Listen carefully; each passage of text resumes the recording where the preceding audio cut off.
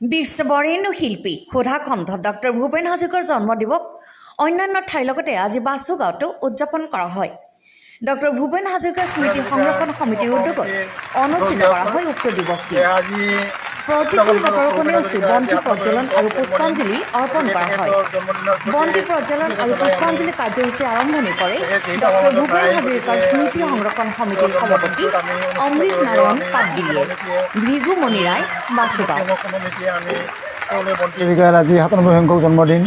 তেওঁৰ জন্ম হৈছিল এইগৰাকী মহান শিল্পীগৰাকীৰ জন্ম ১৯২৬ চনৰ আজিৰ দিনটোতে হৈছে ৮ ছেপ্টেম্বৰ।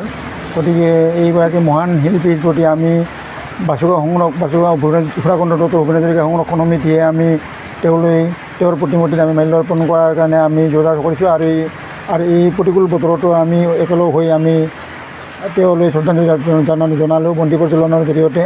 গতিকে মই আশা ৰাখিছোঁ এইগৰাকী মহান শিল্পীৰ যি আদৰ্শ, যি তেওঁৰ অৱদান, সেই অৱদান অসমৰ ৰাইজে হৃদয়ঙ্গম কৰা উচিত। আৰু অকল অসমৰে নহয়, বিশ্ববৰেণ্য এইগৰাকী শিল্পী আমি সকলোৱে শ্ৰদ্ধাৰ চকুৰে চাই শ্ৰদ্ধাৰে তেওঁক শ্ৰদ্ধাঞ্জলি জনোৱা আমাৰ প্ৰয়োজন। গতিকে মই এইগৰাকী মহান শিল্পীগৰাকীৰ আজি জন্মদিৱসত তেওঁৰ প্ৰতি গভীৰ শ্ৰদ্ধাঞ্জলি জনাই মই তেওঁৰ আদৰ্শ আৰু তেওঁৰ শিল্পী সত্তা যাতে আমাৰ মাজত জীয়াই থাকে তাৰ কাৰণে মই আহ্বান জনাই সকলোকে তেওঁৰ শিল্পীৰ প্ৰতি সন্মান জনাই যাতে সকলোৱে যাতে আগবাঢ়ি যায় তাৰ কাৰণে মই আহ্বান জনাই মই আজি এই শ্ৰদ্ধাঞ্জলি অনুষ্ঠানৰ জৰিয়তে তেওঁলৈ পুনৰবাৰ আন্তৰিক শুভেচ্ছা জনাইছোঁ।